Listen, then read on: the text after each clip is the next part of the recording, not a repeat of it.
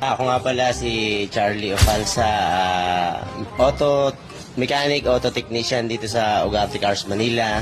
Ano yung pinakamahirap na auto na ginawa mo rito? Overhauling ng 2019 Forester na Subaru. Oh. Ano yung pinakamadali? Pinakamadali, Toyota Vios. Yun yung pinakamadaling gawin. Sa'yo nga tayo. Mga ano lang, PMS lang, mga galon. General overhauling din. Pero basic lang, madali lang. Toyota eh. Maganda rito kasi, inire-repair talaga lahat bago i-release. As in, palit tayo ng mga bagong parts. Original lahat na parts. Kaya kahit ibenta natin, parang good as new pa rin lahat. Magastos nga lang. Gastos nga lang. Maabot na 60,000. Naku, aray ko! Magandang hapon, sir.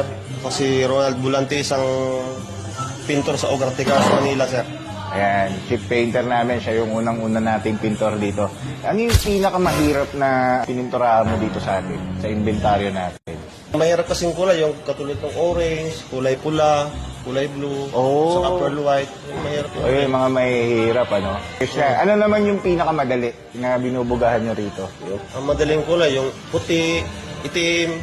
Na plain, ano? Yung mga metallic lang, no? Okay.